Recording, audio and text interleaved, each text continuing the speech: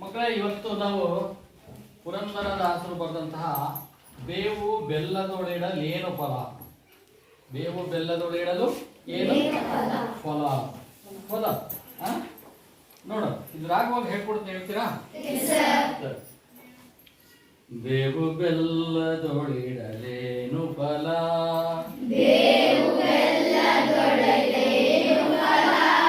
ಹಾವಿಗೆ ಹಾಲೆರೆದರೇನು ಫಲ,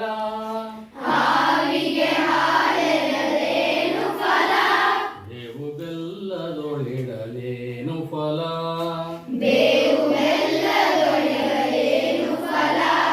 ಹಾವಿಗೆ ಹಾಲೆರೆದರೇನು ಫಲ,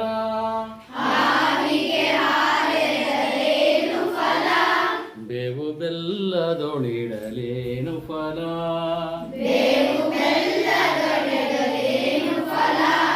ಕುಟಿಲವ ಬಿಡದಿಹ ಕುಜನರು ಮಂತ್ರವ, ಕುಟಿಲವ ಬಿಡದಿಹ ಕುಜನರು ಮಂತ್ರವ, ಪಠನೆಯ ಮಾಡಿದರೇನು ಫಲ,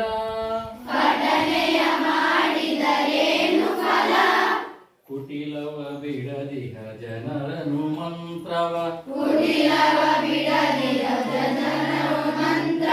ಪಠನೆಯ ಮಾಡಿದರೇನು ಫಲ, ಸಟೆಯನ್ನಾಡುವ ಮನುಜರು ಮನದಲ್ಲಿ,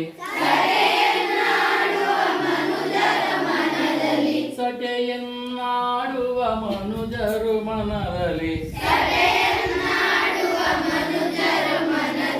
ವಿಠಲನ ನೆನೆದರೆ ಏನು ಫಲ, ಸಟೆಯನ್ನಾಡುವ ಮನುಜರು ಮನದಲ್ಲಿ,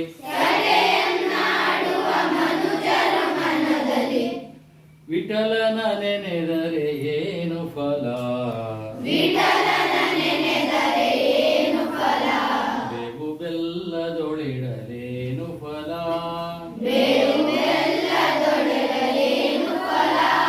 ಮಾತಾ ಪಿತರನು ಬಳಲಿಸುವಾತನ, ಮಾತಾ ಪಿತರನು ಬಳಲಿಸುವಾತನು, ಯಾತ್ರೆಯ ಮಾಡಿದರೇನು ಫಲ, ಘಾತಕತನವನು ಬಿಡದೆ ನಿರಂತರ, ಘಾತಕತನವನು ಬಿಡದೆ ನಿರಂತರ, ಗೀತೆಯ ನೋದಿದರೇನು ಫಲ, ಘಾತಕತನವನು ಬಿಡದೆ ನಿರಂತರ, ಗೀತೆಯ ನೋದಿದರೇನು ಫಲ, ಬೇವು ಬೆಲ್ಲದೊಳಿಡಲೇನು ಫಲ, ಹಾವಿಗೆ ಹಾಲೆರೆದ್ರೆ ಏನು ಫಲ, ಬೇವು ಬೆಲ್ಲದೊಳಿಡಲೇನು ಫಲ.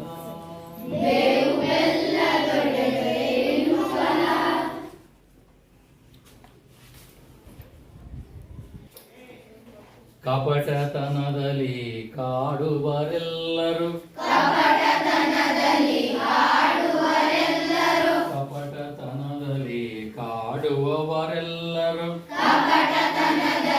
ಕಾಡುವವರೆಲ್ಲರೂ, ಜಪಗಳ ಮಾಡಿದರೇನು ಫಲ,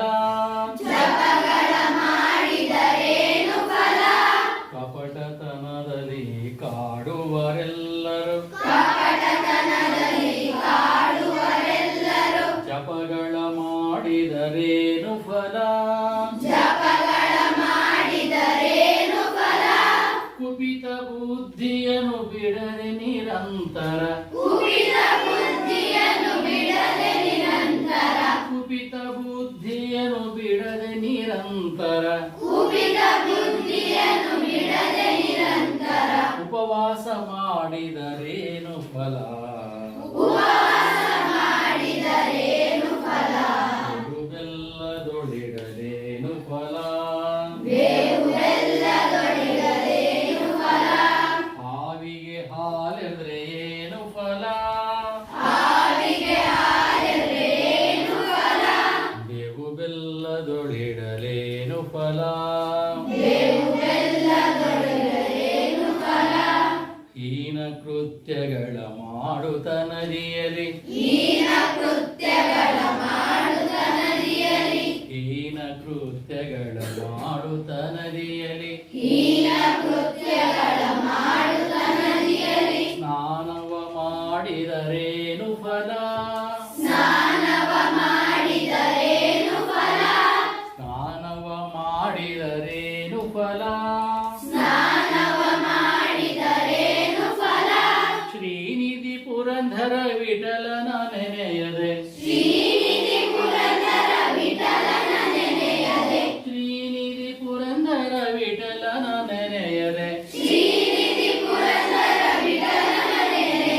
ಶ್ರೀನಿಧಿ ಪುರಂದರ ವಿಠಲನ ನೆನೆಯದೆ ಮೌನವ ಮಾಡಿದರೇನು ಫಲ ಮೌನವ ಮಾಡಿದರೇನು ಫಲ ಬೇವು ಬೆಲ್ಲದೊಳಿಡಲೇನು ಫಲ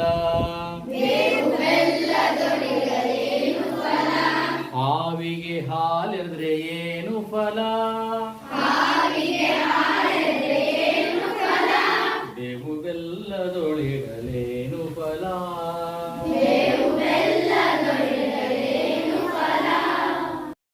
ಆಗ ಭಾವ ತುಂಬಿ ಹಾಡುವಂಥದ್ದು ಇದು ಪುರಂದರದಾಸರ ಕೀರ್ತನೆಗಳು ಅಂತ ಕರೀತಾರೆ. ಸರಿ, ಈಗ ಒಂದು ಪ್ರವೇಶ ಭಾಗವನ್ನ ಕನ್ನಡ ಸಾಹಿತ್ಯ ಪರಂಪರೆಯು 15-16ನೇ ಶತಮಾನದಲ್ಲಿ ಜ್ಞಾನ ಮತ್ತು ಭಕ್ತಿಯ ಮೂಲಕ ಮುಕ್ತಿಯನ್ನು ಕಾಣಬಯಸಿ ವಿಷ್ಣುವನ್ನು ಆರಾಧ್ಯ ದೈವವನ್ನಾಗಿಸಿಕೊಂಡು ಆಧ್ಯಾತ್ಮಿಕ, ಧಾರ್ಮಿಕ, ಆಮೇಲೆ ಸಾಮಾಜಿಕ, ಸಾಂಸ್ಕೃತಿಕ ಇವೆಲ್ಲವುಗಳ ಸುಧಾರಣೆಗೆ ಶ್ರಮಿಸಿದಂಥವರು ನಮ್ಮ ಪುರಂದರದಾಸ. ಅಂತ ಸಾಹಿತ್ಯ ಪ್ರಕಾರನೇ ದಾಸ ಸಾಹಿತ್ಯ. ಈ ದಾಸ ಸಾಹಿತ್ಯವನ್ನ ದಾಸವಾಂಗ್ಮಯ, ಹರಿದಾಸ ಸಾಹಿತ್ಯ ಅಂತಲೂ ಕೂಡ ಕರೀತಾರೆ. ದಾಸ ಅಂದರೆ ಸೇವಕ ಎಂದರ್ಥ. ಶ್ರೀಹರಿಯಲ್ಲಿ ಭಕ್ತಿಯನ್ನಿಟ್ಟು ಮನಸ್ಸನ್ನು ನಿರ್ಮಲ ಮಾಡಿಕೊಂಡು ತ್ಯಾಗ ಜೀವನವನ್ನು ನಡೆಸುತ್ತಾ ಹರಿ ನಾಮವನ್ನು ಜಪಿಸುತ್ತಾ ರಚಿಸಿರುವಂತಹ ಸಾಹಿತ್ಯ ಈ ಒಂದು ದಾಸ ಸಾಹಿತ್ಯ ಆಗಿದೆ. ಈ ಸಾಹಿತ್ಯ ಪ್ರಕಾರದಲ್ಲಿ ಬರುವ ನರಹರಿ ತೀರ್ಥರು, ಶ್ರೀಪಾದರಾಜರು, ವ್ಯಾಸರು, ವಾದಿರಾಜರು, ಕನಕದಾಸರು, ಪುರಂದರದಾಸರು, ರಾಘವೇಂದ್ರ ತೀರ್ಥರು ಇಂಥ ಮೊದಲಾದವರು ಈ ಭಕ್ತಿ ಆಧ್ಯಾತ್ಮಿಕ ವಿಷಯಗಳನ್ನು ಸುಂದರವಾದ ಕಾರ್ಯಗಳನ್ನು ಹಾಕಿಸಿದ್ದಾರೆ. ಇವರು ಕೀರ್ತನೆಗಳ ಮೂಲಕ, ಉಗಾಭೋಗಗಳ ಮೂಲಕ, ಸುಳಾದಿಗಳು, ಮೊಂಡಿಗೆಗಳು ಮೊದಲಾದ ರಚನೆಗಳನ್ನು ಈ ದಾಸರು ರಚನೆ ಮಾಡಿದ್ದಾರೆ. ಕನ್ನಡ ಸಾಹಿತ್ಯಕ್ಕೆ ಇವು ಕೊಡುಗೆಯಾಗಿದೆ. ಕೆಲವನ್ನ ಪರಿಚಯಾತ್ಮಕವಾಗಿ ನೀಡಲಾಗಿದೆ ಅಂತೇಳಿ ಪ್ರವೇಶ ಹೇಳ್ತಾರೆ. ನೋಡಿ, ಏನು ಕನ್ನಡ ಸಾಹಿತ್ಯ ಪರಂಪರೆಯಲ್ಲಿ ಕನ್ನಡ ಸಾಹಿತ್ಯಕ್ಕೆ ತನ್ನದೇ ಆದ ಪರಂಪರೆ ಇದೆ ಅಲ್ವಾ? ಯಾವುದಕ್ಕೆ? ಕನ್ನಡ ಸಾಹಿತ್ಯಕ್ಕೆ ಯಾರ್ಯಾರು ಸಾಹಿತ್ಯ ಇದೆ? ಹಿಂದೆ ರನ್ನ, ಪೊನ್ನ, ಜನ್ನ, ಕುಮಾರವ್ಯಾಸ ಎಲ್ಲ ಕೇಳಿದಲ್ಲ, ಪಂಪ ಆದಿ ಕವಿಗಳು ಅಲ್ವಾ? ಸಾವಿರಾರು ವರ್ಷಗಳಿಂದ ಕವಿಗಳು ಬರೆದಿದ್ದಾರೆ. ಅದರಿಂದ ಕೂಡಿಗೆ ಸಾವಿರಾರು ಜನ ಕವಿಗಳು ಬರ್ಕೊಂಡು ಬಂದಿದ್ದಾರೆ ಅಲ್ವಾ? ಹಾಗೇನೆ ನಡುವೆ ಶರಣರು ಅಕ್ಕಮಹಾದೇವಿ, ಅಲ್ಲವ ಪ್ರಭು, ಚನ್ನಬಸವಣ್ಣ, ಹೀಗೆ ಡೋಹಾರ ಕಕ್ಕಯ್ಯ, ಸಮಗಾರ, ಹೀಗೆ ನೂರಾರು ಜನ ಶರಣರು ನಡುವೆ ವಚನ ಸಾಹಿತ್ಯವನ್ನು ರಚನೆ ಮಾಡಿದರು. ಆಮೇಲೆ ಇಷ್ಟು ಜನ ದಾಸರು ದಾಸ ಸಾಹಿತ್ಯವನ್ನು ರಚನೆ ಮಾಡಿದರು. ಹೀಗೆ ಕನ್ನಡ ಸಾಹಿತ್ಯಕ್ಕೆ ದಾಸ ಶ್ರೇಷ್ಠರ ಕೊಡುಗೆ, ಶರಣರ ವಚನಕಾರರ ಕೊಡುಗೆ, ಮಹಾಕವಿಗಳ ಕೊಡುಗೆ ಅಪಾರವಾಗಿದೆ. ಅವುಗಳೆಲ್ಲ ಓದ್ಕೊಂಡೆ ನಾವು ಸಮೃದ್ಧವಾದ ಸಾಹಿತ್ಯವನ್ನ ಓದಿ ಬದುಕನ್ನ ಅರಳಿಸ್ಕೊಳ್ತೀವಿ ಅಲ್ವಾ? ಸಾರ್ಥಕಪಡಿಸ್ಕೊಳ್ತೀವಿ. ಅದರಲ್ಲಿ ನೋಡಿ, 15 ಮತ್ತು 16ನೇ ಶತಮಾನದಲ್ಲಿ, ಎಷ್ಟನೇ ಶತಮಾನ? 15 ಮತ್ತು 16ನೇ ಶತಮಾನದಲ್ಲಿ ಭಕ್ತಿಯ ಮೂಲಕ ಮುಕ್ತಿಯನ್ನ ಕಾಣಬಯಸಿ, ಭಕ್ತಿಯಿಂದ ನಾವು ಮುಕ್ತಿ ಕಾಣಬೇಕು, ದೇವರು ಧ್ಯಾನ ಮಾಡಬೇಕು, ದೇವರು ಜಪ ಮಾಡ್ಕೊಂತ ಅವ್ರನ್ನ ಹೊಗಳ್ತಾ, ದೇವರನ್ನು ಹೊಗಳ್ತಾ ನಾವು ಮುಕ್ತಿಯನ್ನು ಕಾಣಬೇಕು ಅನ್ನೋ ಒಂದು ಇದು ಕಾಣಬಯಸಿದಂಥದ್ದು. ವಿಷ್ಣುವನ್ನ ಆರಾಧ್ಯ ದೈವವನ್ನಾಗಿಸ್ಕೊಂಡ್ರು ದಾಸರ ಆರಾಧ್ಯ ದೈವ ಯಾರು? ವಿಷ್ಣು. ಹರಿ ಅಲ್ವಾ? ಹರಿಭಕ್ತರು, ವಿಷ್ಣು ಭಕ್ತರು, ಕೃಷ್ಣ ಭಕ್ತರು ಆಡಿ ಹೊಗಳ್ತಾ ಇದ್ರು. ಆಧ್ಯಾತ್ಮಿಕ, ಧಾರ್ಮಿಕ, ಸಾಮಾಜಿಕ, ಸಾಂಸ್ಕೃತಿಕ ಸುಧಾರಣೆಗಾಗಿ ಒಬ್ಬ ವ್ಯಕ್ತಿ ಒಂದು ಪದ್ಯವನ್ನ ಓದಿದ್ರೆ ಇಡೀ ಸಮಾಜದ ಜನ ಅದನ್ನ ಅಳವಡಿಸ್ಕೊಂಡ್ರೆ ಇಷ್ಟೆಲ್ಲ ಬದಲಾವಣೆ ಆಗುತ್ತೆ ಅಂತ ಹೇಳ್ತಾರೆ. ಏನು? ಆಧ್ಯಾತ್ಮಿಕ ಶಕ್ತಿ ಬರುತ್ತೆ. ಬರ್ಕೊಳ್ತಾ ಇದ್ದೀರಾ? ಆಧ್ಯಾತ್ಮಿಕ, ಆಮೇಲೆ ಸಾಮಾಜಿಕ, ಆಮೇಲೆ ಧಾರ್ಮಿಕ, ಆಮೇಲೆ ಸಾಂಸ್ಕೃತಿಕ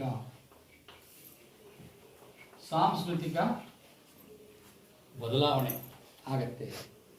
ಇಷ್ಟೆಲ್ಲ ಸುಧಾರಣೆ ಆಗುತ್ತೆ ನಮ್ಮಲ್ಲಿ ಅಲ್ವಾ? ಏನು ಈ ಪದ್ಯವನ್ನು ಓದಿದ ತಕ್ಷಣ ನಮಗೆ ಈಗ ಅನಿಸ್ತು ಅಲ್ವಾ? ಹಾಡು ಹೇಳಿದ್ರಿ, ಭಕ್ತಿಯಿಂದ ಹಾಡಿದ್ರಲ್ಲ. ಆಧ್ಯಾತ್ಮಿಕ ಅಂದ್ರೆ ಪರಮಾತ್ಮನಲ್ಲಿ ಲೀನ ಆಗೋದು, ನಮ್ಮ ದೇಹದಲ್ಲಿ ಮರೆತು ನಮ್ಮ ಒಳಗಿರುವಂತಹ ಮನಸ್ಸಿನಲ್ಲಿ, ಹೃದಯದಲ್ಲಿರುವಂಥ ದೇವರನ್ನ ಸ್ಮರಣೆ ಮಾಡಿಕೊಳ್ಳೋದು. ಆ ಮುಖಾಂತರ ನಮ್ಮ ಮನಸ್ಸು ಶಾಂತ ಆಗುತ್ತೆ, ನಿರ್ಮಲ ಆಗುತ್ತೆ. ಈಗ ಸ್ನಾನ ಮಾಡ್ಬೇಕಾದ್ರೆ ಏನು ಹಚ್ಚಿ ಸ್ನಾನ ಮಾಡ್ತೀರಿ? ಸೋಪ್ ಹಚ್ಚಿ ಸ್ನಾನ ಮಾಡ್ತೀವಲ್ವಾ? ನೀರು ಹಾಕಿ ಸ್ನಾನ ಮಾಡ್ಕೊಂತೀವಲ್ವಾ? ಹಂಗೆ ಮನಸ್ಸು ಒಳಗಬೇಕು ಅಂದ್ರೆ ಹೆಂಗೆ? ಭಕ್ತಿಯಿಂದ ಹಾಡು, ದೇವರನ್ನ ಜಪಿಸೋದು, ದೇವರ ನಾಮವನ್ನು ಜಪಿಸಿ ಹಾಡ್ತಾ ಮನಸ್ಸು ಸ್ವಚ್ಛ ಆಗುತ್ತೆ. ಹಂಗೇನೆ ಒಳಗಡೆ ಮನಸ್ಸನ್ನು ಸ್ವಚ್ಛ ಮಾಡ್ಕೋಬೇಕಂದ್ರೆ ದೇವರ ಧ್ಯಾನವನ್ನು ಮಾಡಬೇಕು, ವಚನಗಳನ್ನು ಭಕ್ತಿಯಿಂದ ಹಾಡೋದು, ದಾಸರ ಪದಗಳನ್ನು ಅವರು ಹರಿಭಕ್ತರು ಅವರು ಭಕ್ತಿಯಿಂದ ಹಾಡೋದು. ಹೀಗೆ ಆಧ್ಯಾತ್ಮಿಕ. ಇನ್ನೊಂದು ಸಾಮಾಜಿಕ ಬದಲಾವಣೆ ಏನು ಅಂದರೆ, ನಮ್ಮಲ್ಲಿ ಮೌಢ್ಯ ಕಂದಾಚಾರಗಳು ಇರ್ತವೆ, ತಪ್ಪು ನಡವಳಿಕೆಗಳು ಇರ್ತವೆ, ಏನೇನೋ ತಪ್ಪು ಅಪಚಾರಗಳನ್ನು ಮಾಡ್ತಿರ್ತೀವಿ, ಗೊತ್ತಿದ್ದೋ. ಅವಾಗ ನಾವು ಈ ಥರ ಭಕ್ತಿ ಗೀತೆಗಳನ್ನು, ಭಕ್ತಿಯ ವಚನಗಳನ್ನು ಆಲಿಸಿ ಕೇಳಿ ಅವರಿಗಿರೋ ವಿಚಾರಗಳನ್ನು ಅಳವಡಿಸ್ಕೊಂಡಾಗ ಸಾಮಾಜಿಕವಾಗಿ ನಾವು ಬದಲಾವಣೆ ಆಗ್ತೀವಿ. ಸಮಾಜದಲ್ಲಿ ನಮ್ಮ ಅಂಕುಡಂಕುಗಳನ್ನು ತಿದ್ದಿ ನಾವು ಹೇಗೆ ನಡಿಬೇಕು ಅನ್ನೋದನ್ನ ಕಲಿತಾ ಹೋಗ್ತಿದ್ದಾನೆ. ಹಂಗೆ ಪ್ರತಿಯೊಬ್ಬರು ಯಾರು ಓದ್ತೀವಿ, ಯಾರು ಕೇಳ್ತೀವಿ ಅವರೆಲ್ಲ ಬದಲಾವಣೆ ಹಾಕ್ಯಂತ ಹೋಗ್ಬಿಟ್ರೆ ಸಮಾಜನೇ ಬದಲಾವಣೆ ಆಗ್ತದೆ. ಈಗ ನೀವು ಮಕ್ಕಳಿದ್ದೀರಿ, ನೀವೆಲ್ಲ ಇಷ್ಟು ಜನ ಇದ್ದೀರಿ, ಇಷ್ಟು ಜನ ಇವನ್ನೆಲ್ಲ ಕೇಳಿಬಿಟ್ಟು ನೀವು ಬರ್ತಾನೆ ಆದರೆ ಸುಧಾರಣೆ ಆಯಿತು. ನಿಮ್ಮ ಮನಸ್ಸು, ನಿಮ್ಮ ಹೃದಯ, ನಿಮ್ಮ ದೇಹ, ವಿಚಾರ ಅಂದರೆ ಮುಂದೆ ನೀವು ಸಮಾಜದ ಕೊಡುಗೆಗಳು ಅಲ್ವಾ, ಪ್ರಜೆಗಳಾಗ್ತೀರಿ. ಅವಾಗ ಮನೆಗೆ ಹೋಗ್ಬಿಟ್ಟು ಹೇಳ್ತೀರಿ, ಬದಲಾವಣೆ ತರ್ತೀರಿ, ಒಂದು ಊರಿನಲ್ಲಿ ಬದಲಾವಣೆ ತರ್ತೀರಿ, ಈ ನಾಡಿನಲ್ಲಿ ಬದಲಾವಣೆ ತರ್ತೀರಿ, ಸಮಾಜಕ್ಕೆ ಕೊಡುಗೆ ಆಗ್ತೀರಿ, ದೇಶಕ್ಕೆ ಕೊಡುಗೆ ಆಗ್ತೀರಿ. ಎಲ್ಲಿಂದ ಬಂತು ನೀನು ಇಂಥ ಒಳ್ಳೆತನ ಅಂದರೆ, ನಾವು 8ನೇ ಕ್ಲಾಸ್ನಲ್ಲಿ ಬೆಲ್ಲದೊಳ್ಳಿಡಲು ಏನು ಫಲ ಅನ್ನೋ ಪುರಂದರದಾಸರ ಪದ್ಯ ಕೇಳ್ತಿದ್ವಿ. ಮೇಷ್ಟ್ರು ಹೇಳ್ತಾ ಇದ್ರು, ಏನು ಆಧ್ಯಾತ್ಮಿಕ ಬದಲಾವಣೆ ಆಯಿತು, ಭಕ್ತಿಯಿಂದ ಧ್ಯಾನ ಮಾಡೋದು ಕಲಿತೆ. ಸಾಮಾಜಿಕ ಬದಲಾವಣೆ ಆಯಿತು, ನನ್ನಿಂದ ಸಮಾಜದಲ್ಲಿ ಬದಲಾವಣೆ ಆಗಿ ಶುರುವಾಯಿತು. ಆ ನಂತರ ಧಾರ್ಮಿಕ ಬದಲಾವಣೆ. ಧರ್ಮ ಅಂದರೆ ಏನು ಅಂದರೆ, ದಯೆಯೇ ಧರ್ಮದ ಮೂಲವಯ್ಯ. ಧರ್ಮ ಅನ್ನೋದೇನು ಅಂದರೆ ಒಬ್ಬರನ್ನ ದಯೆಯಿಂದ, ಪ್ರೀತಿಯಿಂದ ಕಾಣುವಂಥದ್ದೇ ಒಂದು ಧರ್ಮ ಅಲ್ವಾ? ಹಂಗೆ ನಾವು ಧಾರ್ಮಿಕ ಸುಧಾರಣೆಯನ್ನು ಪಡ್ಕೊಳ್ತೀವಿ. ಮನಸ್ಸು ಧರ್ಮವನ್ನು ಯೋಚನೆ ಮಾಡ್ತೈತಿ ಅಲ್ವಾ? ದಯೆಯೇ ಧರ್ಮದ ಮೂಲ. ದಯೆ ತೋರಿಸ್ತೀವಿ ಎಲ್ಲರ ಮೇಲೆ, ಯಾರ ಮೇಲೂ ಆಕ್ರಮಣ ಮಾಡಲ್ಲ, ಮೋಸ, ವಂಚನೆ, ಕೋಪ ಇವುಗಳನ್ನೆಲ್ಲ ಹರಿಷಡ್ ವರ್ಗಗಳು ಅಂತೀವಿ, ಅವನ್ನೆಲ್ಲ ಬಿಟ್ಟು ನಾವು ಬದುಕ್ತೀವಿ. ಆಮೇಲೆ ಧಾರ್ಮಿಕ ಸುಧಾರಣೆ ಆಗುತ್ತೆ. ಆಮೇಲೆ ಸಾಂಸ್ಕೃತಿಕ ಸುಧಾರಣೆ ಏನಂದರೆ, ನಾವೆಲ್ಲ ಸಾಂಸ್ಕೃತಿಕ ಒಂದೇ ಹೂದೋಟದ ಹೂಗಳ ಥರ ಬದುಕ್ತೀವಿ. ಇಲ್ಲೆಲ್ಲ ಬೇರೆ ಜಾತಿ, ಬೇರೆ ಧರ್ಮ, ಬೇರೆ ಭಾಷೆ ಜನ ಇದೀವಲ್ಲ. ಆದರೆ ನಾವು ಬೇರೆ ಆಗಿದ್ರು ಒಂದು ಶಾಲೆ ಮಕ್ಕಳು ಅಂತ ಹೆಂಗಿರ್ತೀವೋ, ಒಂದು ಊರಿನ ಜನ ಅಂತೀವಿ ಹೆಂಗೋ, ಒಂದು ನಾಡಿನ ಜನ ಹೆಂಗೆ ಅಂತೀವೋ, ಒಂದು ದೇಶದ ಜನ ನಮ್ಮದೇ ಆದ ಪರಂಪರೆ, ಹಾಡ್ತಾ, ಕುಣಿತಾ, ಹಬ್ಬ ಹರಿದಿನಗಳು ಮಾಡ್ಕೊಂತ ಸಂತೋಷವಾಗಿ ಸಾಂಸ್ಕೃತಿಕವಾಗಿ ಹಾಡೋದು, ಕುಣಿಯೋದು, ನೃತ್ಯ ಮಾಡೋದು, ಜನಪದ ಗೀತೆಗಳು, ದಾಸರ ಪದಗಳು, ವಚನಗಳು, ಭಕ್ತಿ ಗೀತೆಗಳು, ಇನ್ನೇನೋ ಆಡ್ತಾ ಸಾಂಸ್ಕೃತಿಕವಾಗಿ ಎಲ್ಲ ಬೆರೀತೀವಿ, ಒಂದಾಗ್ತೀವಿ. ಇಷ್ಟೆಲ್ಲ ಸುಧಾರಣೆಗಳು ಆಗ್ತವೆ ಅಂತೇಳಿ ಇಲ್ಲಿ ಹೇಳ್ತಾರೆ. ಆನಂತರ ಈ ಒಂದು ಸುಧಾರಣೆಯನ್ನ ಈ ಸಾಹಿತ್ಯದ ಪ್ರಕಾರ ಅಂದ್ರೆ ದಾಸ ಸಾಹಿತ್ಯ ಅಂತ ಕರೀತಾರೆ. ಪುರಂದರ ದಾಸ ಸಾಹಿತ್ಯ ಅಂದರೆ ದಾಸರು ಬರೆದಂತಹ ಸಾಹಿತ್ಯ. ದಾಸ ಅಂದರೆ ಸೇವಕರು ಅಂತ. ಶಿವರ ಹರಿಯ ಸೇವಕರು, ದೇವರ ಸೇವಕರು ಕವಿಗಳು ಆದರೂ ಇವರು ಬರೀತಾರೆ. ಯಾರ್ಯಾರು ಮುಂದೆ ನೋಡಿ. ಸಾಹಿತ್ಯ ದಾಸ ವಾಂಗ್ಮಯ ಅಂತ ಕರೀತಾರೆ.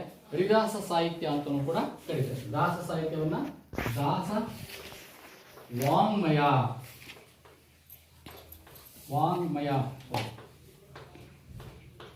ದಾಸ ವಾಂಗ್ಮಯ ಅಂತೇಳಿ ಕೂಡ ಕರೀತಾರೆ. ವಾಕ್ಮಯ ಅಂದರೆ ಹಾಡೋದು, ಮಾತಾಡುತ್ತಾರೆ, ಕಲಿಯೋದು ಅಂತ.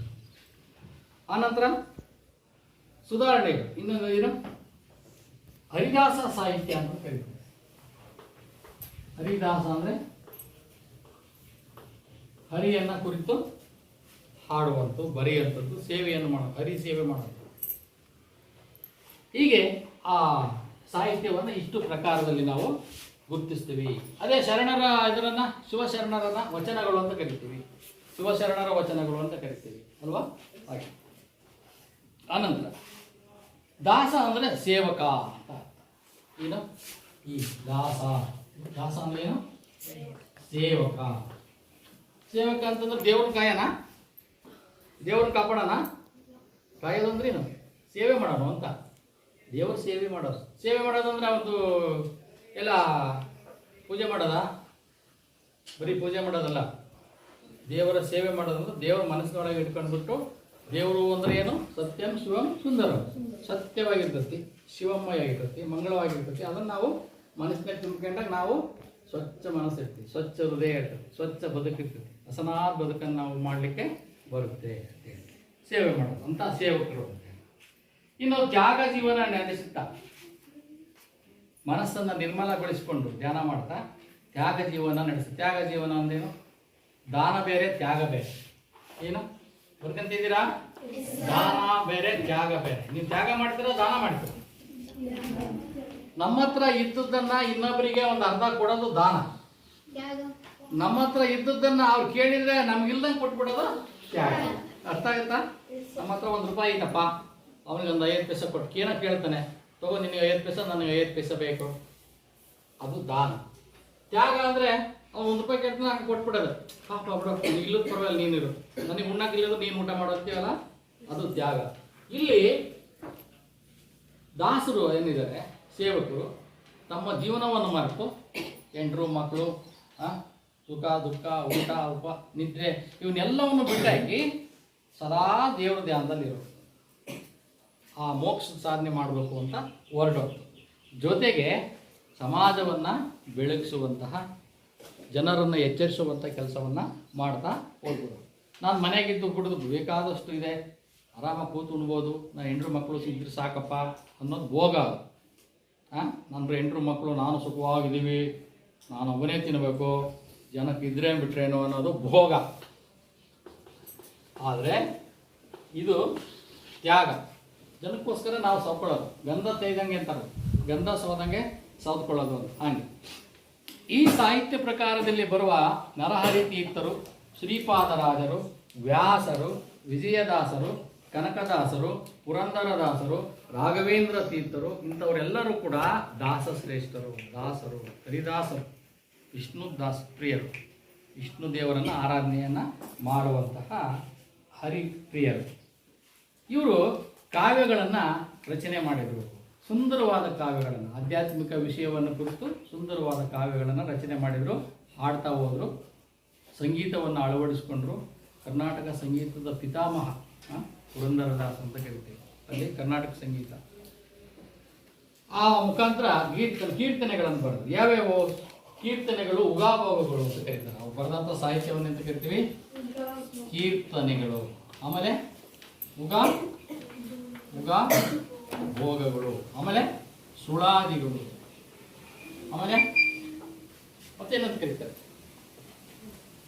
ಕೀರ್ತನೆಗಳು, ಉಗಾಭೋಗ, ಸುಳಾದಿ, ಮಂಡಿಗೆಗಳು.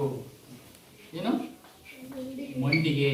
ಹಿಂಗೆ ಇವರು ದಾಸರು ಇಷ್ಟೆಲ್ಲ ನಮ್ಮನಿಗೂ ಏನು ಕೀರ್ತನೆಗಳು, ದೇವರ ಕೀರ್ತನೆಯನ್ನು ಹಾಡಿ ಹೊಗಳೋದು. ಉಗಾಭೋಗಗಳು ಇವು ನೃತ್ಯಗಳಿಗೆ ಬಳಸುವಂಥದ್ದು. ಸುಳಾಡಿ, ಮಂಡಿಗೆ, ಅಂತೇಳಿ ನೃತ್ಯ ಅವ್ರ ಆಟ ನೃತ್ಯ ಭರತನಾಟ್ಯ ಕೇಳಿದಿರಲ್ಲ, ಅವುಗಳನ್ನ ನೃತ್ಯ ಮಾಡಲಿಕ್ಕೋಸ್ಕರ ಬರೆದಂಥವು. ಈ ರೀತಿ ವಿವಿಧ ಪ್ರಕಾರಗಳನ್ನು ಇವರು ಕೀರ್ತನೆಗಳನ್ನು ಅವರು ಬರೀತಾರೆ ಅಂತ. ಇಷ್ಟು ಅವರ ಒಂದು ಪರಿಚಯ ಮಾಡಿಕೊಳ್ತಾ ಸಾಹಿತ್ಯದ. ಈಗ ಈ ಕೃತಿಕಾರರ ಪರಿಚಯವನ್ನು ನೋಡೋಣ. ಪುರಂದರದಾಸರು ಹರಿದಾಸ ಸಾಹಿತ್ಯದ ಅಶ್ವಿನಿ ದೇವತೆಗಳಲ್ಲಿ ಒಬ್ಬರು. ಎಂಥ ಶಬ್ದ, ಅಶ್ವಿನಿ ದೇವತೆ. ಅಶ್ವಿನಿ ದೇವತೆಗಳು ಅಂತ ಅಲ್ಲಿ ಸ್ವರ್ಗದಲ್ಲೇನೇ ಇರ್ತಾರಂತಲ್ಲ, ಅಂದರೆ ಅಂತ ಅಷ್ಟು ಶ್ರೇಷ್ಠವಾದಂಥ ವ್ಯಕ್ತಿಗಳು ಅನ್ನೋ ರೀತಿ ಅವ್ರು ಒಬ್ಬರು ಅಂತ ಹೇಳ್ತಾರೆ. ಈಗಿನ ಮಹಾರಾಷ್ಟ್ರದ ಪುರಂದರಗಡದಲ್ಲಿ ಸಾಮಾನ್ಯ ಶತವರ್ಷ ಸುಮಾರು 1480ರಲ್ಲಿ ಜನಿಸಿದರು. ಎಷ್ಟು ಇಸ್ವಿನಲ್ಲಿ ಜನಿಸಿದರು? 1480ರಲ್ಲಿ ಜನಿಸಿದ್ದು. ಎಲ್ಲಿ? ಪುರಂದರಗಡ. ಅದಕ್ಕೆ ಪುರಂದರ ದಾಸ ಅಂತ ಕರೀತಾರೆ. ಪುರಂದರ ಊರಿನವರು, ಪುರಂದರ ಗಡ ಅಂದ್ರೆ ಪುರಂದರ ಆ ಪ್ರದೇಶದಲ್ಲಿ ಆ ಊರಿನಲ್ಲಿ ಹುಟ್ಟಿದ್ರು. ಹಂಗಾಗಿ ಪುರಂದರ ಊರಿನ ದಾಸ, ಶ್ರೇಷ್ಠ ಪುರಂದರ ದಾಸ. ಆಮೇಲೆ ಅವರು ಮಹಾರಾಷ್ಟ್ರ, ಕರ್ನಾಟಕ ಮತ್ತು ಮಹಾರಾಷ್ಟ್ರ ಗಡಿ ಭಾಗದಲ್ಲಿ ಬರುವಂತ ಮಹಾರಾಷ್ಟ್ರ, ಅಲ್ಲಿ ಇವರು ಜನಿಸಿದರು. ತಂದೆ ವರದಪ್ಪ ನಾಯಕ, ತಾಯಿ ಸರಸ್ವತಿ. ವರದಪ್ಪ ಬರ್ಕೊಳ್ತಾ ಇದ್ದೀರಾ? ವರದಪ್ಪ ನಾಯಕ. ತಾಯಿ ಹೆಸರು ಸರಸ್ವತಿ. ತಂದೆ ವರದಪ್ಪ ನಾಯಕ, ತಾಯಿ ಹೆಸರು ತಂದೆ ಹೆಸರು ಏನಮ್ಮ? ತಾಯಿ ಹೆಸರು ಅವ್ರ ಊರ ಹೆಸರು ಎಷ್ಟನೇ ಇಸ್ವಿನಲ್ಲಿ ಜನಿಸಿದ್ರು? ಯಾವ ರಾಜ್ಯದ ಬಳಿ ಬರುತ್ತೆ? ಮಹಾರಾಷ್ಟ್ರದ ಬಳಿ ಬರುತ್ತೆ. ಇಷ್ಟು ಪುರಂದರದಾಸರ ಬಗ್ಗೆ ನೆನ್ಪಿಟ್ಕೋಬೇಕು. ನಾಳೆ ಕೇಳ್ತಾರೆ ಕವಿ ಕಾವ್ಯ ಪರಿಚಯ. ಅವ್ರ ಅಪ್ಪನ ಹೆಸರು, ಅವ್ರ ಅಮ್ಮನ ಹೆಸರು, ಯಾವ ಊರು, ಎಷ್ಟನೇ ಇಸ್ವಿನಲ್ಲಿ ಜನಿಸಿದ್ರು, ಯಾವ ರಾಜ್ಯದಲ್ಲಿ ಆ ಊರು ಹೀಗಿದೆ ಅಷ್ಟೇ. ಸರಿನಾ? ಅನಂತರ ಶ್ರೀನಿವಾಸ ನಾಯಕ ಪೂರ್ವದ ಹೆಸರು. ಇವನು ಮೊದಲು ಇವ್ರ ಅಪ್ಪ ಅಮ್ಮ ಇಟ್ಟ ಹೆಸರೇನು? ಶ್ರೀನಿವಾಸ ನಾಯಕ. ಅವ್ರ ಅಪ್ಪ ಅಮ್ಮ ಇಟ್ಟ ಹೆಸರು ಶ್ರೀನಿವಾಸ ನಾಯಕ ಅಂತೇಳಿ. ಪುರಂದರದಾಸ ಧಾರಾವಾಹಿ ಬರ್ತದೆ, ನೋಡಿದ್ದೀರಾ? ನೋಡಿಲ್ಲ? ನೋಡಿ, ಈಗೆಲ್ಲ ನಿಂತೋಗಿರ್ಬೇಕಾದ್ರೆ ಮುಗಿದೋಗಿರ್ಬೇಕು. ಚೆನ್ನಾಗಿ ಬಂತು. ಸರಿ.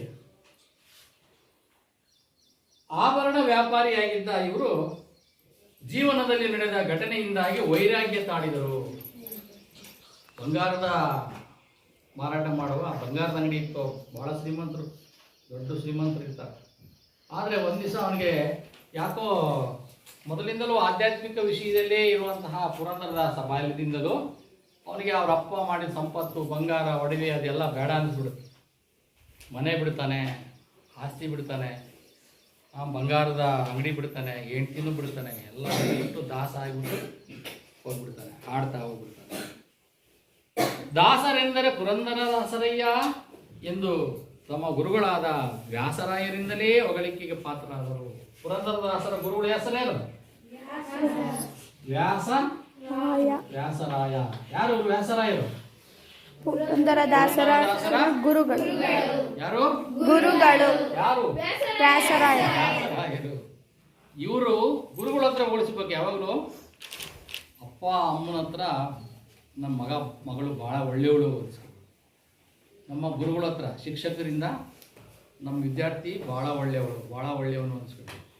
ಗುರುವನ್ನು ಮೀರಿಸೋ ಶಿಷ್ಯರಾಗಬೇಕು, ತಂದೆಯನ್ನು ಮೀರಿಸೋ ಮಕ್ಕಳಾಗಬೇಕು, ತಂದೆ ತಾಯಿಯನ್ನು ಮೀರಿಸೋ ಮಕ್ಕಳಾಗಬೇಕು, ವಿದ್ಯಾ ಕಲಿಸುವ ಗುರುಗಳಿಗನ್ನು ಮೀರಿಸುವಂತಹ ವಿದ್ಯಾರ್ಥಿಗಳಾಗಬೇಕು. ಅಂದ್ರೇನು? ಅವ್ರಿಗಿಂತ ಜಾಣರಾಗಬೇಕು.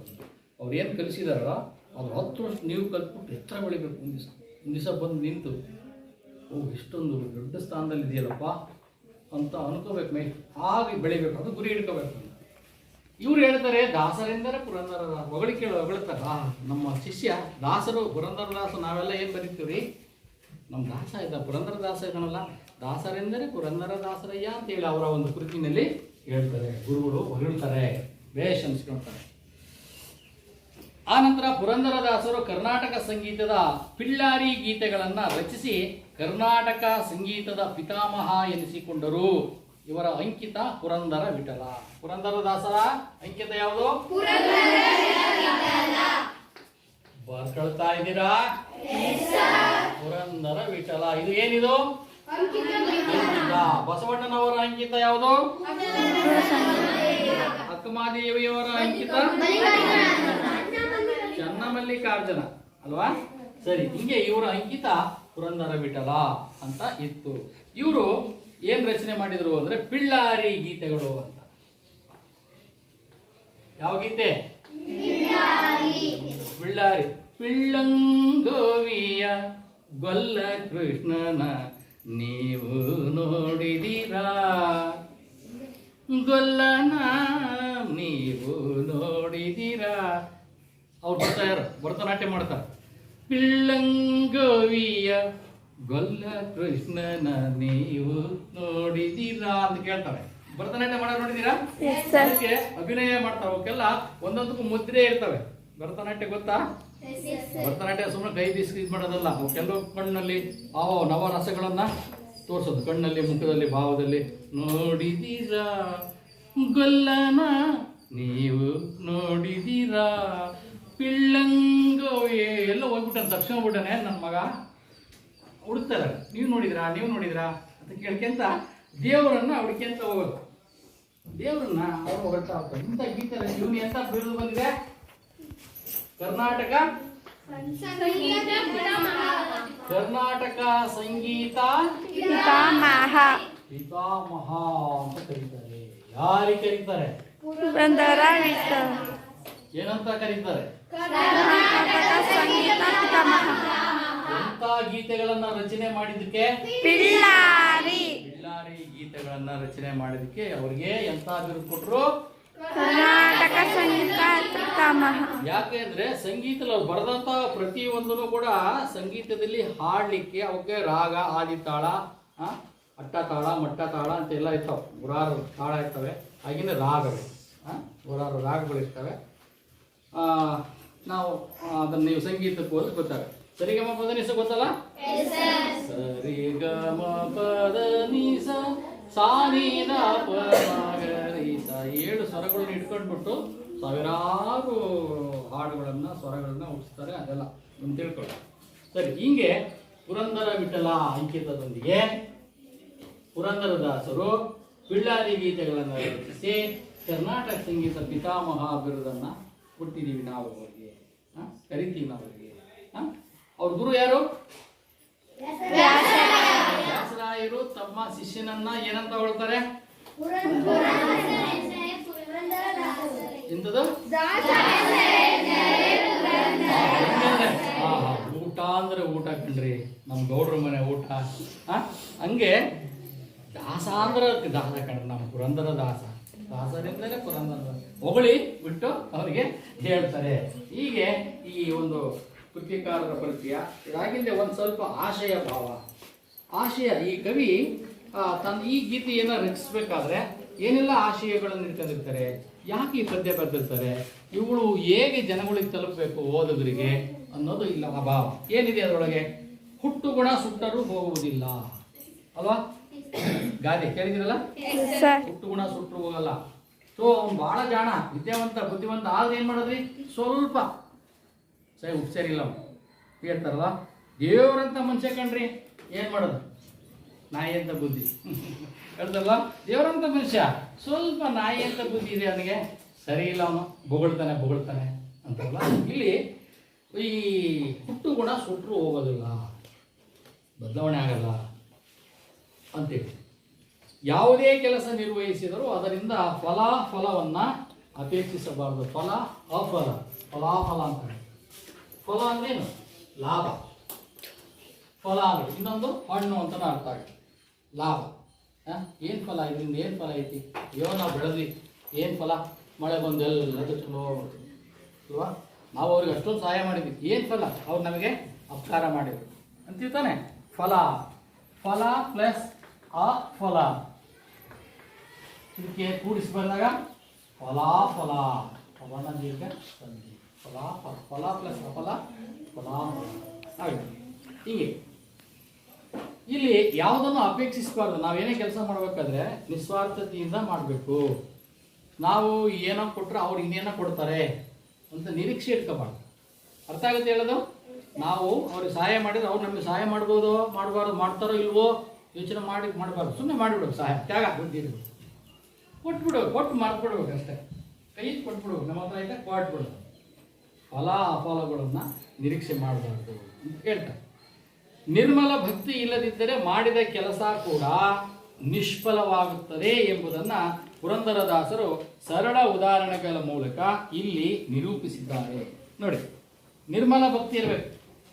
ಎಲ್ಲ ನಮ್ಮದು ನಿರ್ಮಲ ಭಕ್ತಿ ಇಲ್ಲ, ಬಲೆ ಆಡಂಬರ ತೋರುಂಬದು, ಜನಗಳು ನೋಡಲಿ ಅಂತ ನಾವು ಆ ಪೂಜೆ ಈ ಪೂಜೆ ಏನೇನೋ ಪೂಜೆ ಮಾಡ್ತೀವಿ, ಭರ್ಜರಿ ಆಡಂಬರ ಮಾಡ್ತೀವಿ. ಪೂಜೆ ಮಾಡ್ತಿರ್ತೀವಿ, ಗಂಟೆ ಮಾಡಿಸ್ತಿರ್ತಾರೆ. ಅಲ್ಲಿ ಚಪ್ಪಲಿ ಏನೋ ನಾಯಿ ಕಚ್ಕೊಂಡು ಹೋಗ್ತಿದ್ದಾನ ನೋಡೋ ಅಲ್ಲಿ ಅಂತಿರ್ತಾರೆ. ಇಲ್ಲಿ ನೋಡಿದ್ರೆ ಮನಸ್ಸಿನಾಗ ದೇವ್ರು ಇರಬೇಕು, ಇಲ್ಲಿ ಬೆಳಗ್ತಿರೋದು ಮನಸ್ಸಿನಾಗ ಇರೋದೆಲ್ಲ ಏನಿರ್ತದೆ? ಚಪ್ಪಲಿ, ಹೊರಗಿರೋ ಚಪ್ಪಲಿ ಅಥವಾ ಇನ್ಯಾವುದೋ ಒಂದು ಆ ಕೆಲಸ ಮಾಡಿದ್ರು. ಬಂದೆ ಸ್ವಲ್ಪ ಜಲ್ದಿ ಬರ್ತೇನೆ ರೀ ನಮ್ಗೆ ಪೂಜೆ ಮಾಡಿದ್ರು, ಗಂಟೆ ಬೆಳಗ್ತಿರೋದೆ. ನಾನು ಅಲ್ಲಿ ಹೋಗೋಕೆ ಟೈಮ್ ಆಗ್ತದೆ, ಇನ್ನೇನು ಮತ್ತೆ ಸ್ಕೂಲಿಗೆ ಹೋಗ್ಬೇಕು, ಹೋಮ್ವರ್ಕ್ ಬರೋದಿಲ್ಲ, ಏನೋ ನಿಂದೊಳ್ಳೆ ಕಾಟ ಅಂತ ನಿಮ್ಮ ಮನೆಯಾಗ ಹೇಳಿರ್ತಾರೆ.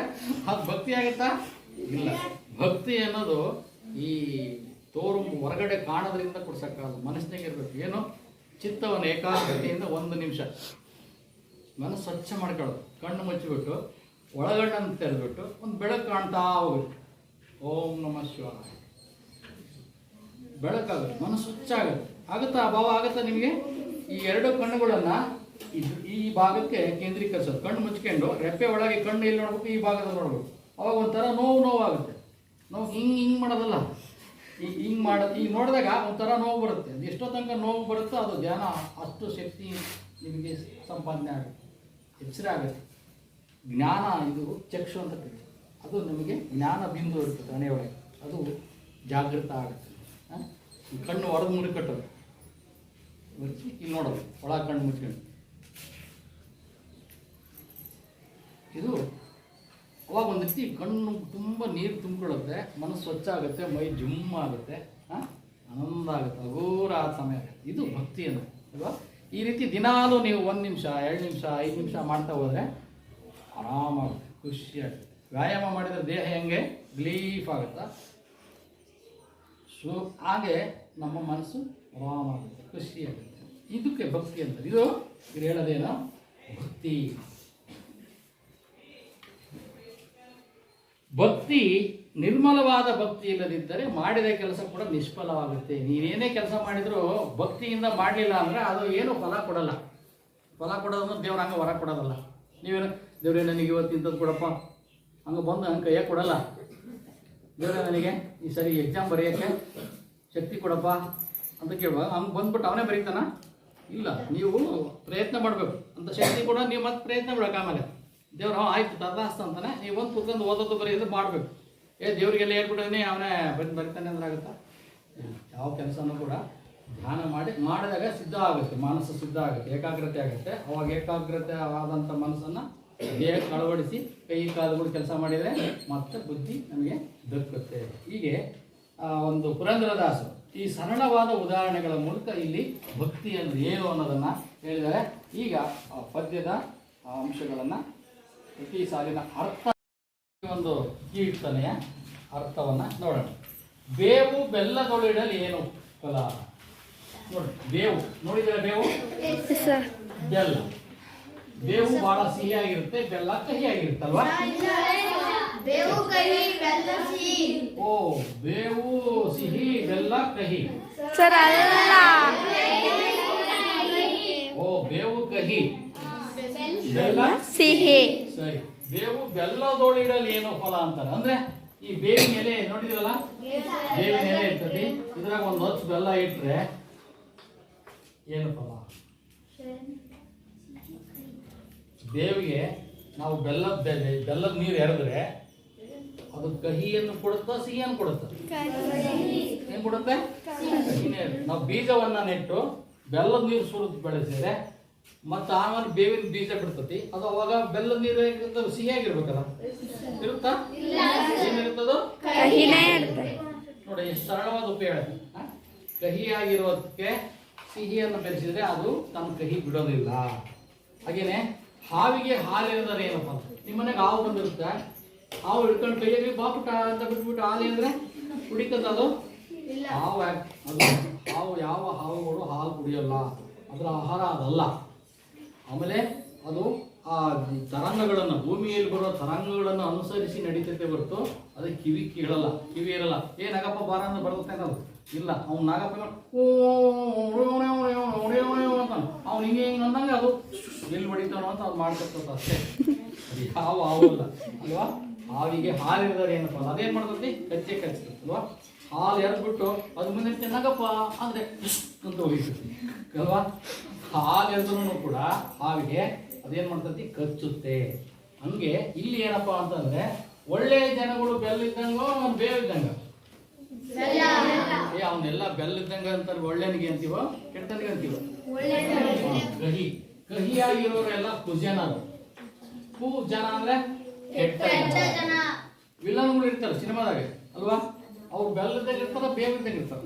ಬೇವು ಕಹಿ ಎಲ್ಲ ಅವ್ರಿಗೆ ಇಷ್ಟ ಆಗಲ್ಲ. ತಿಮ್ಮ ಬೆಲ್ಲ, ಬೆಲ್ಲಂತ ಹುಡುಗ ಕಣ, ಬೆಲ್ಲಂತ ಹುಡುಗಿ ಅಂದ್ರೆ ಬಹಳ ಸಿಹಿ.